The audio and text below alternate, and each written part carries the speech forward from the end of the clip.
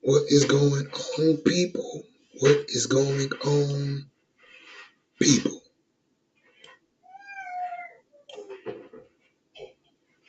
Hope everybody is having an awesome night. How are you, Spicy?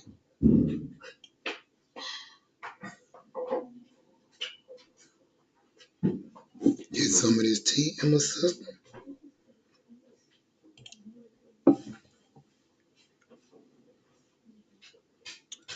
Tonight we're gonna have a bit of a follow-up. If y'all been here for the past two streams, well, not past two, but if you were here for Spiritual Decay and then here for Spiritual Maturity, we got a third part of it, which is going to conclude this restoration series. And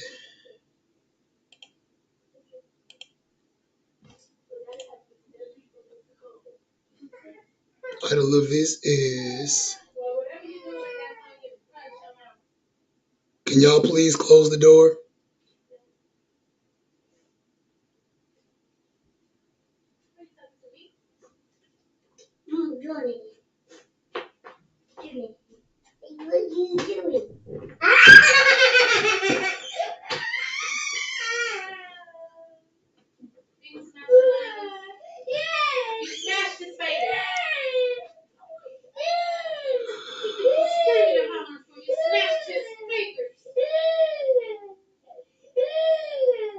Well, this always happens when I'm streaming, never when I'm not. Maybe this is just a way for me to just push through the distractions. Hopefully I can get through it.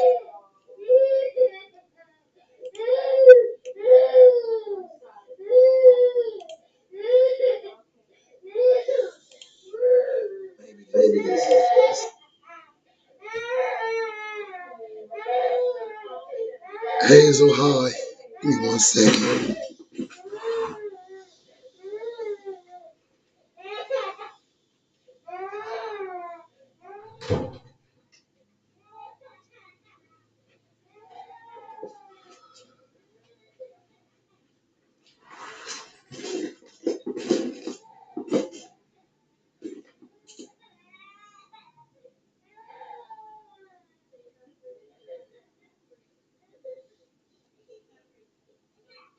Alright, so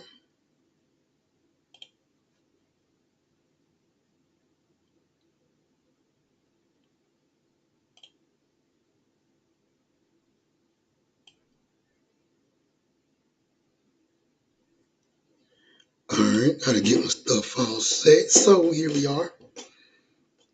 Shadow and mirror work. Part 3 of the restoration series. Like I was saying, we have done spiritual decay. After that, we did spiritual maturity. And now we're on the shadow work. So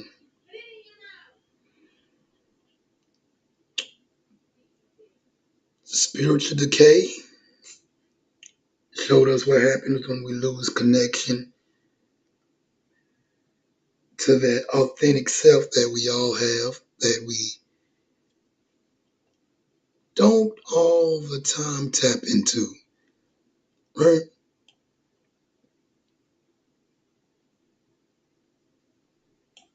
When we trade truth for comfort,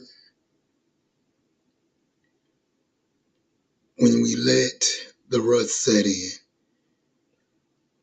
then we hit spiritual maturity,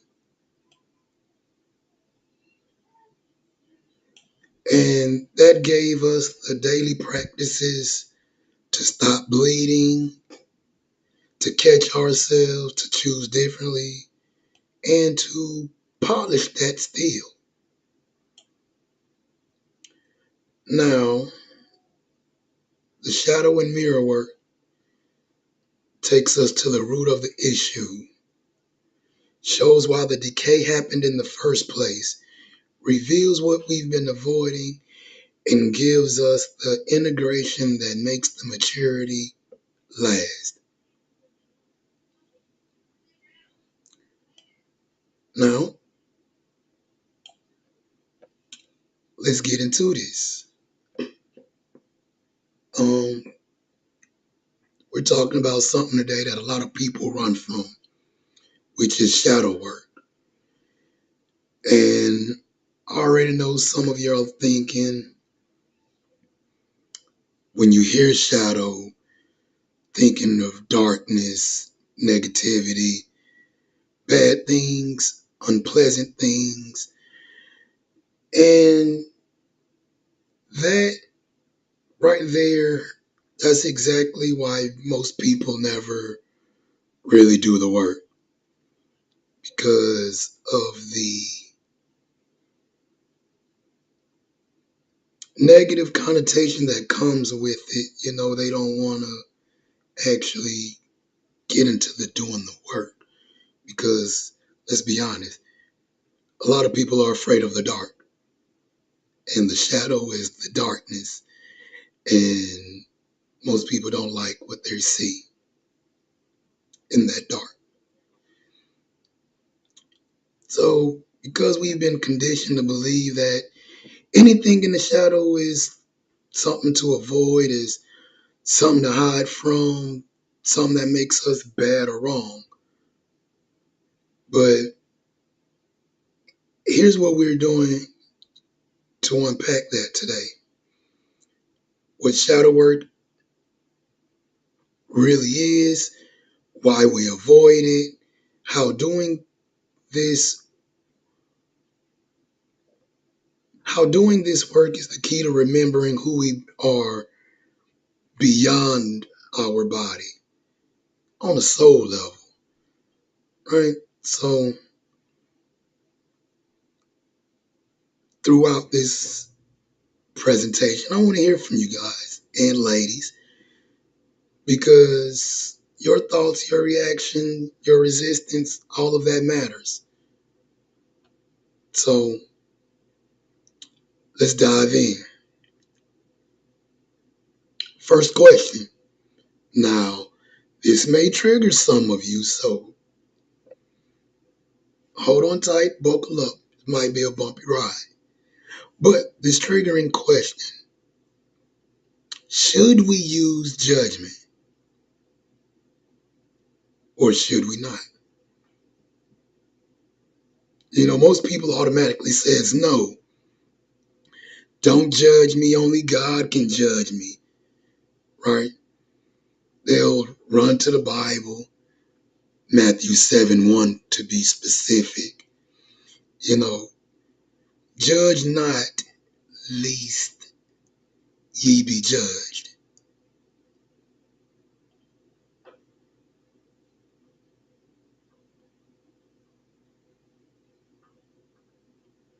And unfortunately, that's only half the story, right? So 7:1 through 7:5 says, judge not, lest ye be judged. But then it also says, remove the plank from your own eye first. Then you can clearly see to help your brother or sister. Now, I added the or sister because, it only gives you half of the story, right? It's not saying don't judge at all. It's saying judge yourself first. Then you can judge others clearly. And let's be real, we judge every day, all day, constantly. You judge who to trust. You judge what you eat. You judge where you go, what you wear, who you call friends, where you work, where you live, where you drive. Every decision you make is based on a judgment. If we didn't judge, we'd be in danger constantly. Judgment is a survival mechanism. So when people say only God can judge me, that's only ego. That's the ego protecting itself from being seen as wrong, bad, or as the problem. But here's the thing that nobody wants to admit. We all judge. But we don't want to be judged, especially not by ourselves. Why? Why is that? Because if I judge myself, I might have to admit that I'm the common denominator. I'm the problem, right? I might have to admit that I'm the reason that things went south. And nobody wants to be the blame for anything, and that's fine. It's people will say that's human nature, but that's your ego speaking. That's your ego not wanting to be bruised, beat up, or whatever else. But that right there is where the shadow work gets rejected before it even starts. People have prejudged darkness as being bad, which means which means they've prejudged themselves as as if they look at themselves as darkness, right? So when that happens, people don't look. They turn the blind eye, they look, they throw up that little blinder. If I can't see it, it must not exist. But that ain't the way it go, right? Because looking means I might be the problem. And the ego will do anything, and I repeat, anything to avoid being the problem. So here's the question for you, chat.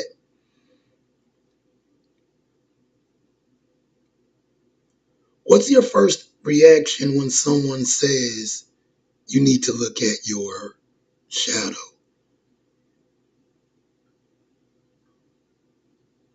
I want to hear from you. And while y'all are typing, I'm going to take a sip of my go-go juice.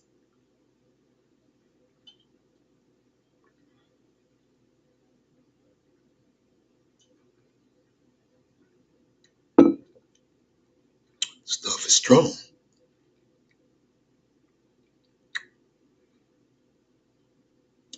Now, on top of this shadow work, before we get to the shadow work, there's a step we must do. And that step is called mirror work. And mirror work is simple.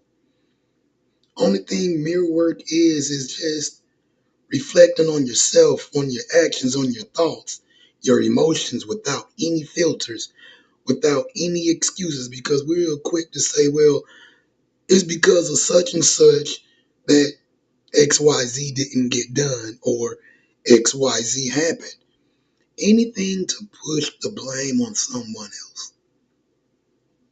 You know, it's holding up a mirror to yourself and asking, what am I really doing here?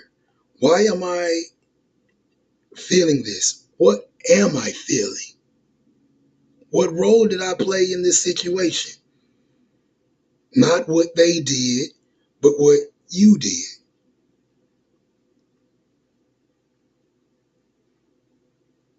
And this is the tool we use to do shadow work. Most people don't talk about mirror work, but if we're talking about healing holistically, we got to talk about everything.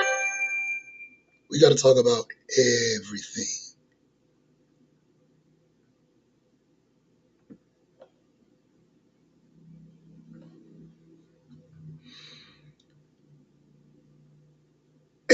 And it requires brutal honesty because, let's be honest, right? Since we're talking about honesty, we are our own worst critics. Now, let me be clear. Let me be clear about something. It won't be fun. It won't be easy, but it'll be worth it. You're going to have to rip those bandages off your wounds that you've been hiding from, right? The wounds you have been hiding from others. You're going to have to go and rip that band-aid off, right?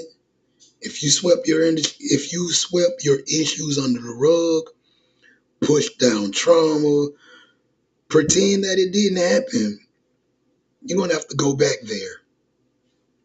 Yes, this means potentially reliving moments where you felt at your worst. And yeah, that sounds terrible. I know it sounds like the last thing you want to do. But what people don't get, that version of you,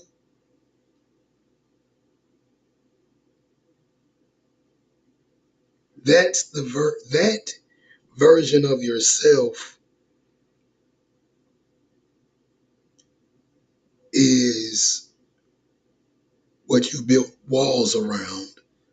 So that little child, that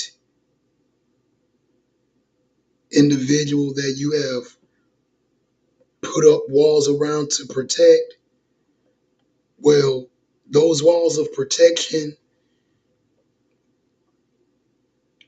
is suffering more in isolation than it ever would if you let it breathe. So yeah, putting up walls to protect yourself from something causes more harm than it does good. And if we want to heal from anything, we're going to have to bring in the wrecking crew, the demolition crew, and everybody else that is involved with knocking down structures, especially those walls. So the same walls that you use to protect are the same walls that traps. And this is the key to healing. You got to look at yourself with total honesty. No sugarcoating. No, but I had a good reason. What's the difference between a reason and excuse? None of the, yeah, but they did, whatever. We ain't talking about they, them, others. We're talking about you. So if you truly want to get past what's blocking your growth, you got to be willing to see yourself clearly.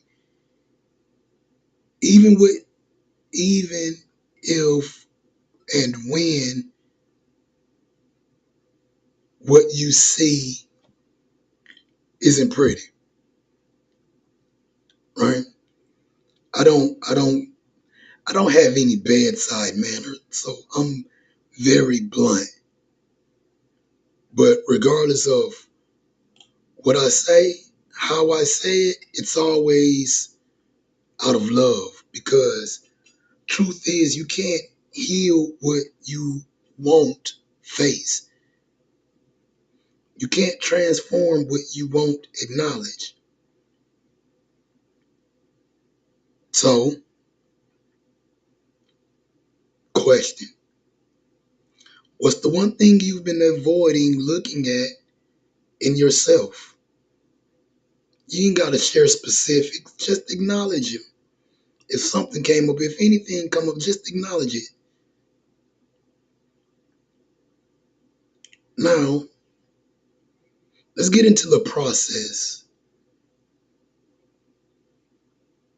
of what happens when we rip that band-aid off. Now, when we rip those band-aids off and face our fears, we're going to bleed. Yes, you're going to bleed. Because that's what happens when you rip the band-aids off and that band-aid pulls that scab with it. You're going to bleed. That's not a metaphor. You're going to feel everything you've been holding back. All those toxic chemicals that sent you spiraling that need to come out. Just like when we cry, right? Those are chemicals that are being released as we cry in our tears, escaping, leaving your body. Same thing happens when we rip that band-aid off. They need to come out. That's that's the purge. That is the release. Yes, it's uncomfortable. I know. I had a bunch of scabs and bandages I had to rip off. It's necessary. You're going to have emotions you're going to have emotions that you've been suppressing. Anger, grief, shame, rage. All of it needs to move through you. All of it needs to come out. No matter where in your body it is, it needs to come out. And this is where a lot of people quit because they think feeling this much means something is wrong, right? They think they're doing it wrong or making it worse. But you're not making it worse. You're finally letting it out instead of keeping it locked inside where it festers and boils and makes the situations mentally worse than what they really are. Now, I spoke about a wall. Now, let's talk about what's behind that wall for a second. And here's what I discovered when I did my shadow and mirror work. And if you were serious about doing your shadow and mirror work,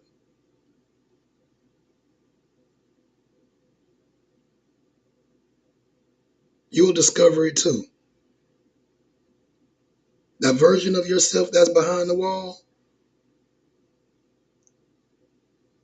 that version of yourself that you thought was broken, damaged, too much, not enough, that version has more to offer to the world than society ever led you to believe. Because society sets standards for the good life, right? And we think we're failing when we don't fit into those boxes. But we're not failing at life. We're failing to fit inside that box that was never meant for us. We wasn't supposed to fit in that box. The version of yourself that's behind that wall, that's the real you. That's your real self, your essence, that energy that makes you you, regardless of who likes it, regardless of who don't like it, right? The one that society couldn't touch, even if it tried. The one that knows the truth. So here we go, question time. Have you ever felt like you were failing, but really you were just failing to fit into someone else's idea of what life should be? I know I have.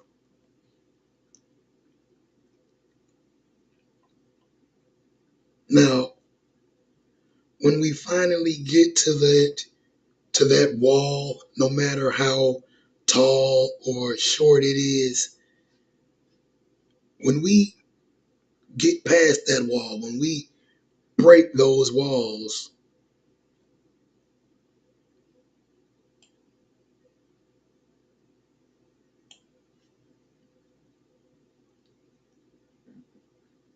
that's the breakthrough moment, right? When you reach the other side, right? When we reach the other side of that wall, literally, shift happens, right? And what's that shift? You won't be afraid of what you might see in a future mirror. The fear, gone, because you've already seen the worst. And guess what? Not only that you have already seen the worst, guess what you did? You survived it. Are you still here listening to my voice? Participating in the chat? Yeah, right? Your thoughts start to shift. The inner dialogue changes. You go from I am worthless, I have nothing to offer, oh no, to I am worthy. I got everything to offer. You go from being broken and damaged to real and authentic. Oh, I'm so broken, I'm so damaged.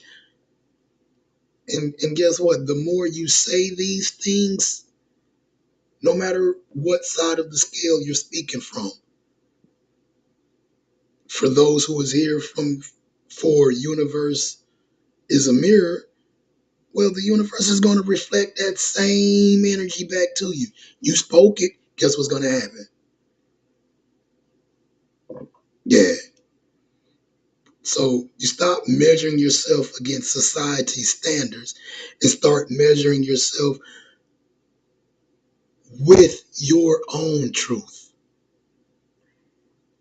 And then once that happens, the real you comes out. The real you emerges. The real self. And here's the key. The wounded version you found behind that wall isn't broken. It's not a broken version. It's the authentic version. But you locked it away for whatever reason or excuse you have, right? The version behind that wall is that individual, the one that never bought the lie, the one that always knew there was something more, the one that's been waiting for you to come back and get it, right? Because when you integrate that part of yourself, when you bring it from behind that wall and let it breathe, that's when you start to reclaim your power. That's when we start to remember who we actually are. Because you're not living up to someone else's version of who they want you to be or who they think you are. Now,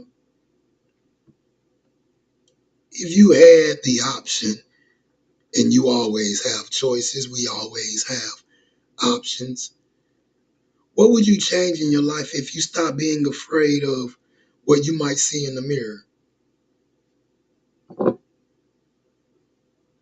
Now, I want to hear this from y'all,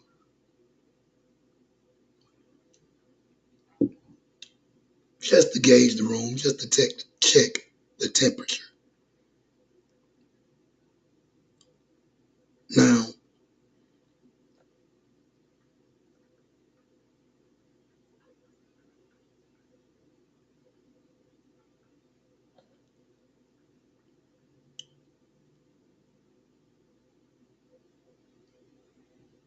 shadow work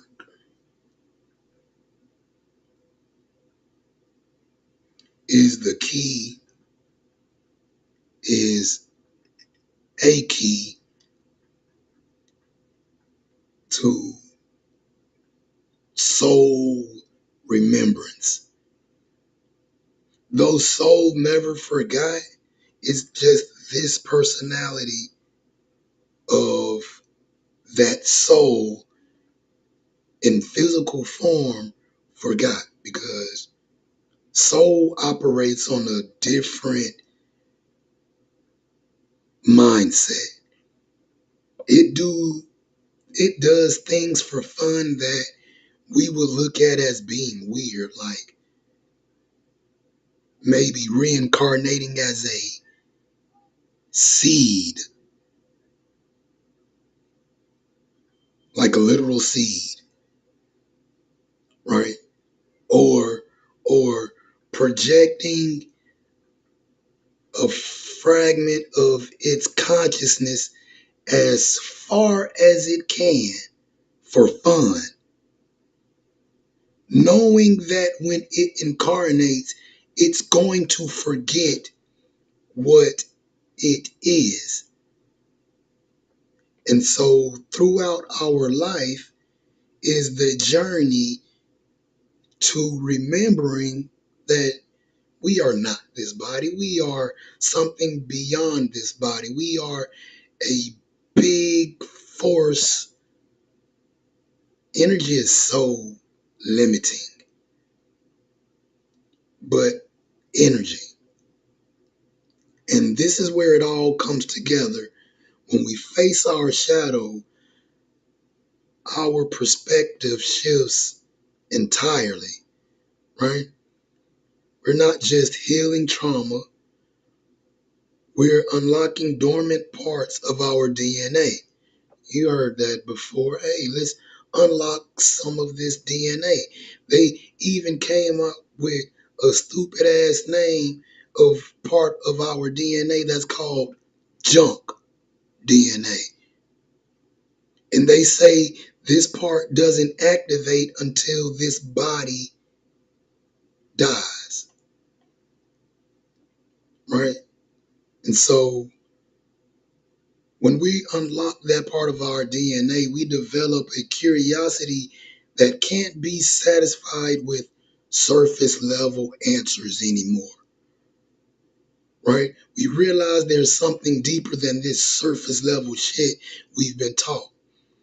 So what we do, we go down this rabbit hole, and somewhere down that rabbit hole, we find truth about what and who we are. But let's be clear, facing your shadow doesn't automatically mean you'll remember that you are a soul. It's not just a little magic button you can press or a light switch you can flick on and off. No, it's a fucking doorway. And the only way that we will remember is we have to walk through that doorway. We'll only walk through the doorway if you have a deeper urge to find out anything. And I want to put a lot of emphasis on anything about yourself that's opposite of the lie that you were fed. Same thing with me. I've been told so many times that I ain't shit. Come to find out, I'm the shit, right? So, shadow work remove the blockages. Curiosity pulls us towards the truth. And that combination, that is what leads to remembering. When I say remembering who you are, when I say remembering who you are, I mean literally what I just said, but on a soul level, not what your mom told you, not what your dad told you, not what society told you, not what pastor at the church told you. You're not a boy, you're not a girl. You are a soul that is genderless,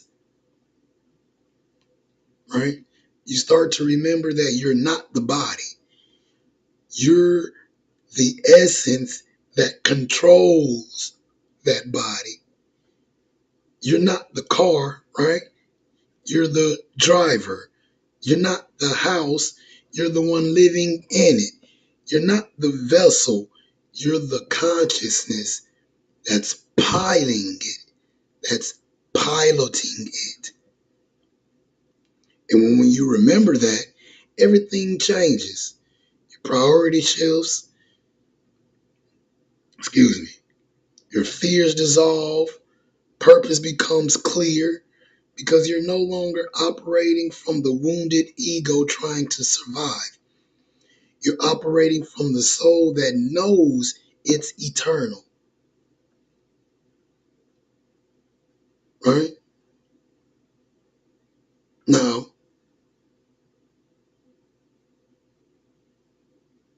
I just want to know, is this resonating with anybody?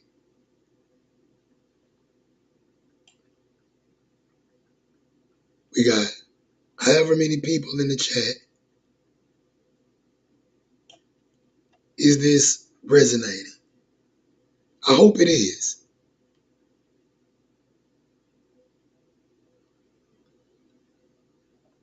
I really hope that it is. And I know that it is because I'm speaking from an authentic place. I'm not performing. This isn't some performance I came out here just to do. I didn't come to shuck and jive with y'all. Came to be real. I came to help. Now,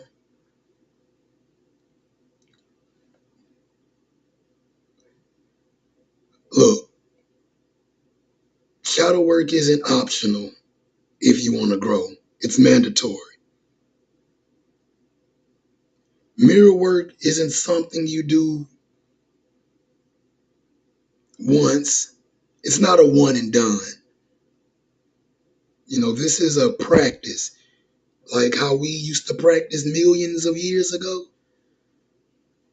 Nothing has changed but the time. Because some researchers have said there are particles of air that we breathe in today that we used to breathe in millions of years ago. Good particles, bad particles, all particles. Right? This is a practice. This is a lifestyle. This is a commitment to seeing yourself clearly, honestly, and without judgment. Even when judgment comes up.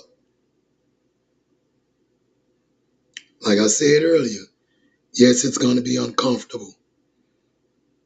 It is going to challenge everything you thought you knew about yourself. But on the other side of that discomfort, we have freedom, clarity, truth, and power, right? The version of you that's waiting behind those walls, the version of you, that version is tired of waiting. It then fell asleep, woke up, and fell asleep again. That version knows who you really are. That version is ready to come out and play, right? It's ready to come out and play. So knock those walls down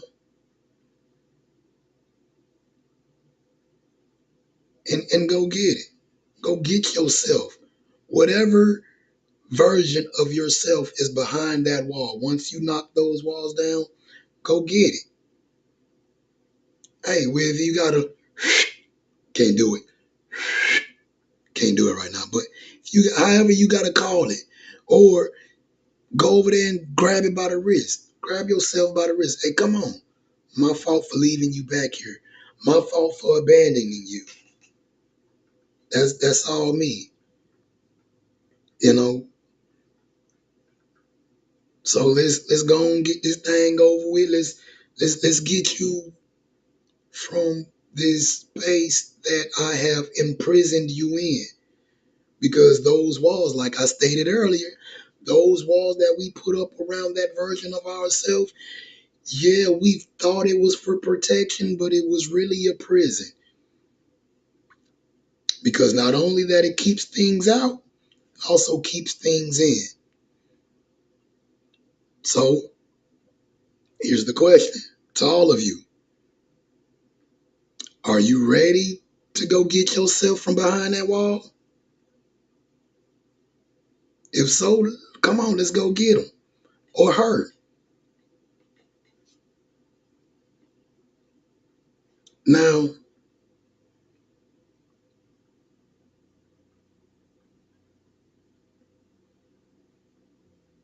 I don't know if y'all have been taking notes this time, but if you have, and you've been journaling, taking notes, like I said, throughout this stream, you can choose to write these questions down, come back to them later, but we got some reflection questions. How you doing, Guardian? Thanks for the witch emoji. Now, these questions may be hard to face, but hey, that's why you're doing it in the comfort of your own room or home. First question. What part of yourself have you judged so harshly that you've locked away behind walls?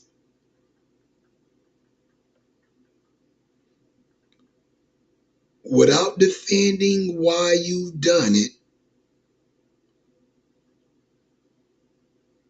describe why. You don't have to do it in the chat.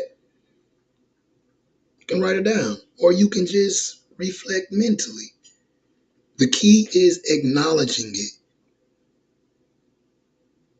Acknowledge that we did it, own up to it, take accountability.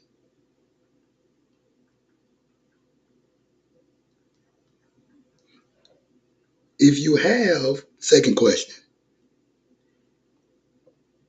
if you looked in the mirror right now, if you was to look in the mirror right now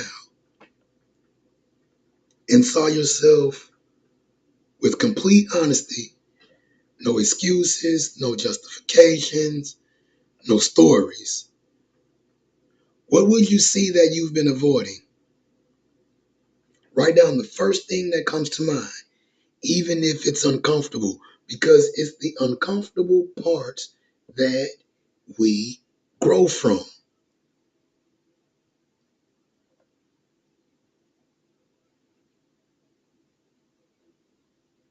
Right? Next question. What lie about yourself did you accept from society that you are now ready to challenge?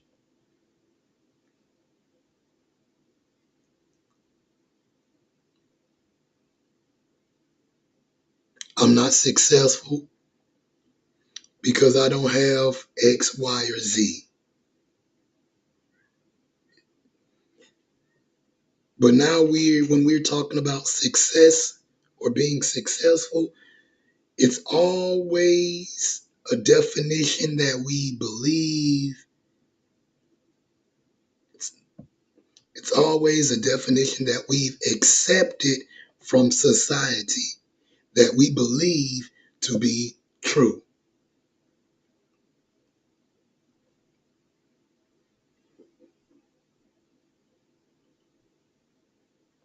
Next question. When you imagine yourself without the wounds, without the walls, without the fear, who's standing there?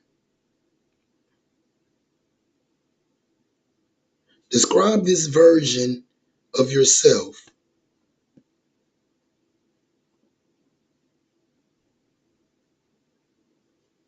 What do they know that you've forgotten? That version of yourself behind that wall? What have you forgotten? That version of yourself behind that wall never forgot.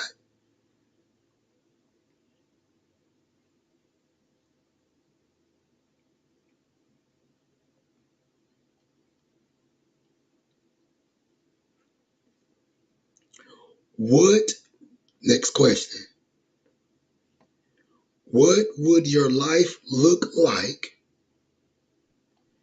if you operated from the knowing that you are the soul and not the body?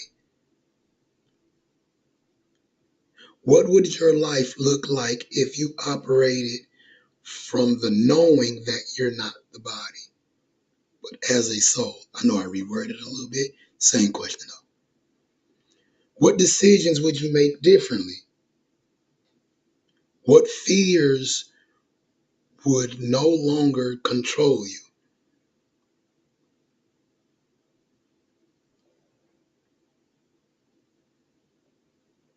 Because we all have what they call demons to deal with, angels to deal with. And those demons and angels are just a higher or lower version of yourself. Higher vibrating version of yourself, lower vibrating version of yourself.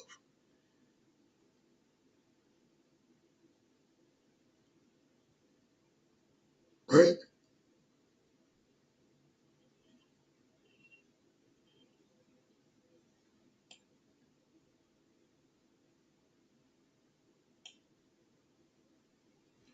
Now,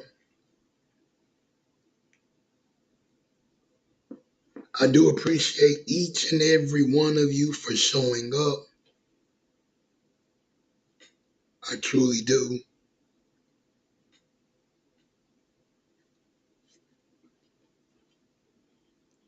I thank y'all for growing.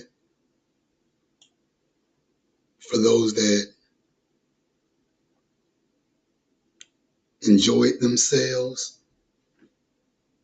I enjoyed y'all. For those that didn't enjoy themselves, it's fine.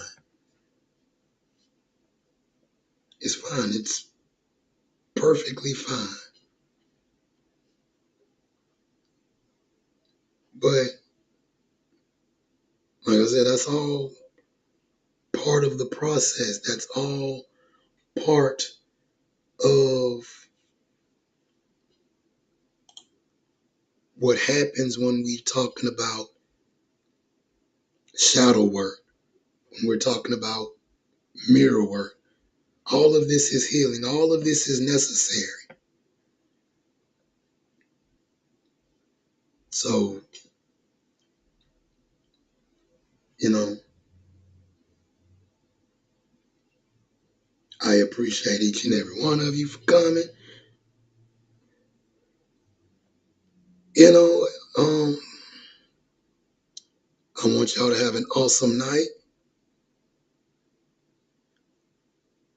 Hey, Messiah,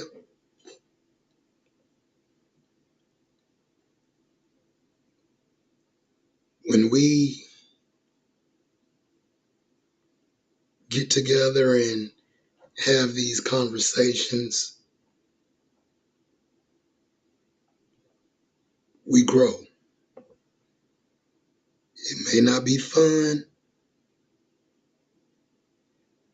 It may be fun. It may be easy. It may be hard. It depends on where you are mentally. And no matter where you are mentally, showing up, doing the work, getting through it, and moving accordingly, making the necessary adjustments and shifts, that's what this is all about. So until next time, y'all be easy, have an awesome night, and remember, you all are stars.